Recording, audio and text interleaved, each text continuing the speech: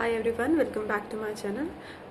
आपको याद होगा टेराफॉर्म की जर्नी में हम आगे बढ़ रहे हैं और इस टेराफॉर्म की सीरीज़ में अब तक हमने सीखा था कि हम डिफ़ॉल्ट ब्लॉक्स सिंटेक्स में कैसे लिखें, आउटपुट कैसे कराएं और उसके बाद हम इनपुट कैसे लें रन टाइम पे यूज़र्स से, और हम अपनी फाइल को स्ट्रक्चरल डिस्ट्रक्चरल मैनर में कैसे रखेंगे और फर्दर यूज़ फ्यूचर में जब हम कोई प्रोजेक्ट्स बनाएंगे ताकि हमारा हाथ उस पर रवा रहे।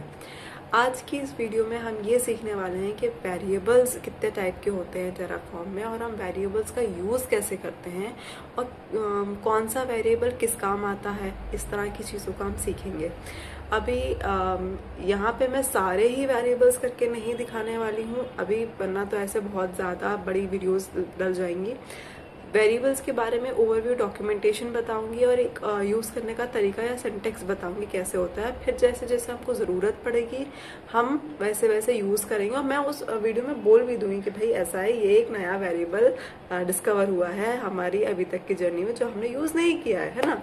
तो ये चीज़ आप क्लियर रखिएगा अपने माइंड को। और आखिरी में हम याद रखिएगा एक अच्छा सा प्रोजेक्ट बनाने वाले हैं टेराफॉर्म के थ्रू, आर्किटेक्चर बनाएंगे और उसको फिर हम गिटहब पे अपलोड भी करना सीखेंगे। ठीक है, थैंक यू वेरी मच। चलो शुरू करते हैं आज की वीडियो से जो कि है टेराफॉर्म वेरिएबल्स को लेकर। तो जैसा कि आप स्क्रीन पे मेरे देख सकते हैं कि हम उस फोल्डर में आ गए हैं जिस फोल्डर में हम अपनी सारी थोड़ा सा इसको नीचे करूँ, हम अपने सारे प्रोजेक्ट्स को रख रहे हैं, है ना। तो अब क्या करना है हमको, यहाँ पे हम एक नया फोल्डर बनाने वाले हैं। देखो पुराने सारे फोल्डर्स इसी फोल्डर में अवेलेबल हैं और हम यहाँ एक नया फोल्डर बनाने वाले हैं जिसका नाम हम रखेंगे वेरिएबल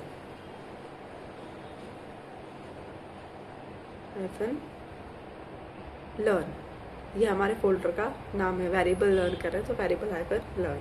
ठीक है, इस फोल्डर में हम जब जाएंगे तो अभी खाली है ये फोल्डर, देखो यहाँ पे कुछ भी नहीं है, डायरेक्टरी खाली है। हम इस फोल्डर में CMD के थ्रू लॉगिन कर लेते हैं, क्लियर कर लेते हैं अपनी स्क्रीन को। हमने ये लास्ट वीडियो में सीखा था याद है मुझे।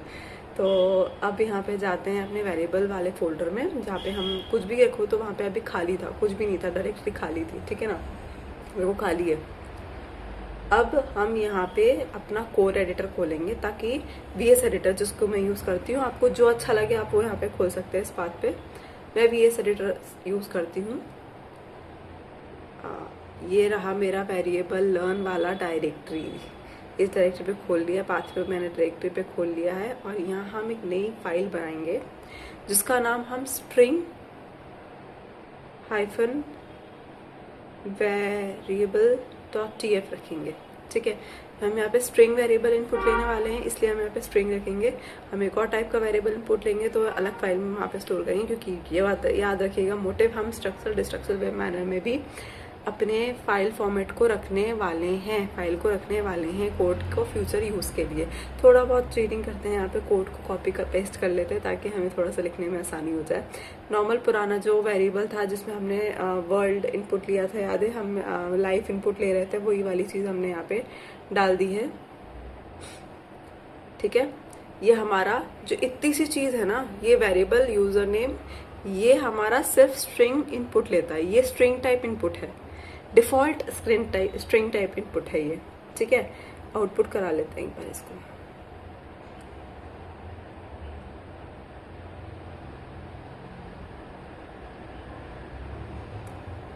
आउटपुट नेम,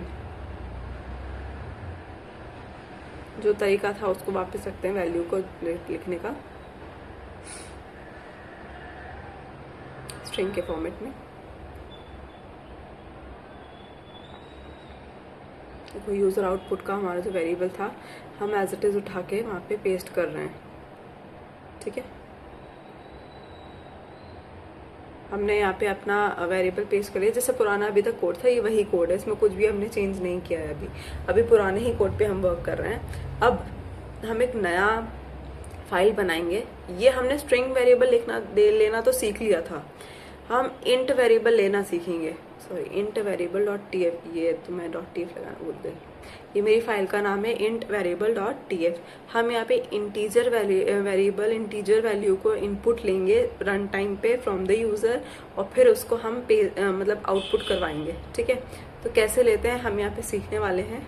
यहाँ पे इंटीजर लेने के लिए पहले तो हम इसको फॉर एग्जांपल एज ले लेते हैं इनपुट। ठीक है, एज, तो हमें यहाँ टाइप बताना पड़ता है, स्पेशली अलग स्ट्रिंग के अलग हो तो यहाँ पे जैसे मैं टाइप लिख रही हूँ number, number is a integer value. ठीक है, तो यहाँ पे टाइप क्या हुआ, नंबर हुआ।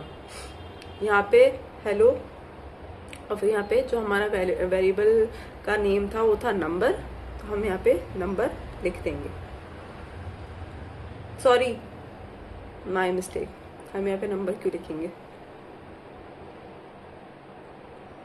जस्ट अ सेकेंड, हम यहाँ पे एज लिखेंगे क्योंकि हमारा वेरिएबल का जो नेम है हमने एज लिखा है यहाँ पे, इसलिए मैं थोड़ा सा मिसमैच कर गई। देखो एज लिखा है ना, इसलिए हमने एज यहाँ पे लिख दिया। अब हमें वो सजेशन दे रहा है कि देखो आउटपुट को भी हमें नेम चेंज करना पड़ेगा वरना सेम सेम हो जाएगा। एक कमांड हम चला के देख लेते हैं क्या होता है, टेराफॉर्म प्लान।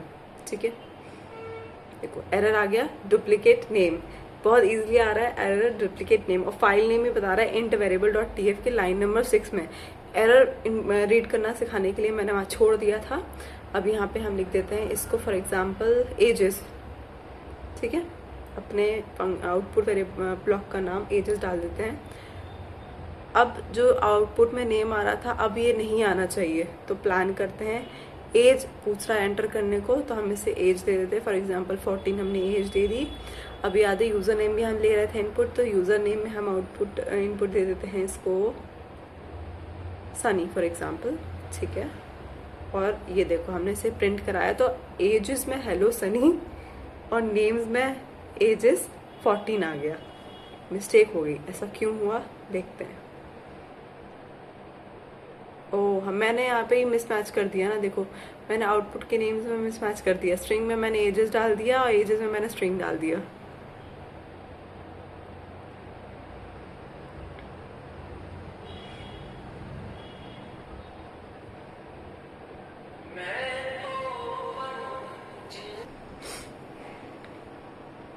तो हम एक नया फाइल बना लेते हैं जिस फाइल में हम आउटपुट लिखेंगे। हम एक में इंटीजर वैल्यू इनपुट लेंगे, हम एक में स्ट्रिंग वैल्यू इनपुट लेंगे और एक फाइल में हम सिर्फ आउटपुट कराने वाले हैं दोनों ही चीज़ों को।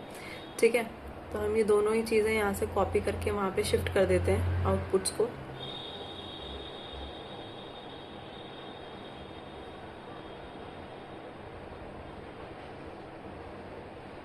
ठीक है,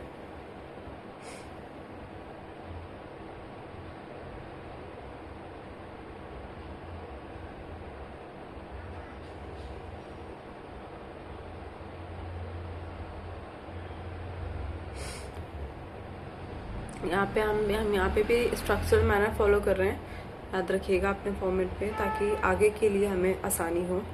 हम एक नया प्रोजेक्ट बनाएंगे एंड ऑफ द सीरीज, एक रिमेंबर दैट। तो ऐसा करते हैं,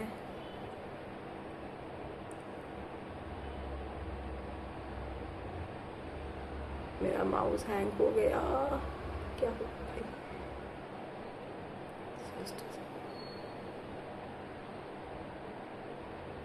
हाँ अब चल गया, चलो थैंक गॉड चल गया।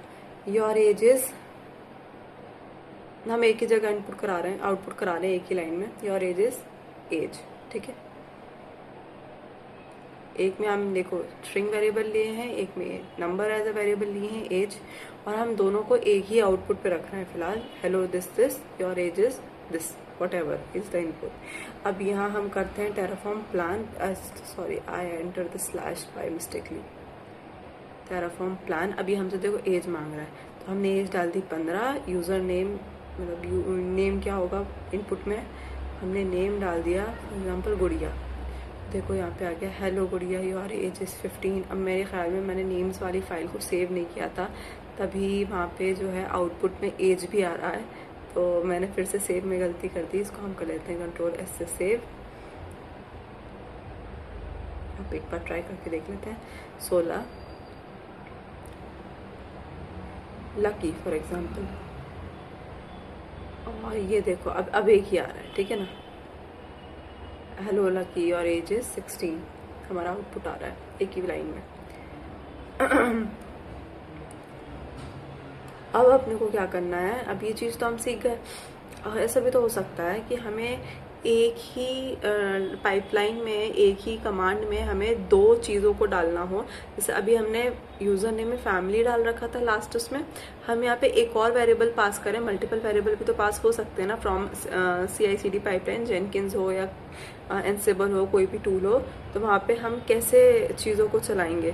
तो फॉर एग्जाम्पल इसने हमसे एज मांगी, तो हमने एज डाल दी 34 और खाली family as a user name डाला, तो देखो उसने family as a user name उठा लिया। एज जो हमने डाली थी वो उसने रन टाइम पे डाली थी, वो उसने हमसे पिक करवा ली। अब हम वेरिएबल एज भी यहाँ से पास करने वाले हैं, ताकि दो वेरिएबल को भी एक कमांड पे हम पास करना सीख जाएं, ठीक है। तो हम यहाँ डालेंगे वैर, सिंटेक्स है अपना वैर, और डबल इन्वर्टेड कॉमर्स में age equals to, for example अब एज क्या डालें अपन, 55, फैमिली की एज 55, ठीक है। इसको हम रन करते हैं तो देखो इसने हमने बिल्कुल इनपुट नहीं मांगा, लेकिन इसने family, hello family your age is 55 automatically उठा लिया। यानी कि हम एक ही कमांड से दो चीज़ों को डाल सकते हैं। यहाँ पे हम मोना डाल देते हैं फॉर एग्जाम्पल, तो मोना योर एज इज 55, ठीक है। तो ये हम एक ही कमांड से दो अलग इनपुट डाल सकते हैं। इस तरह का एग्जाम्पल था ये, एक समझने के लिए।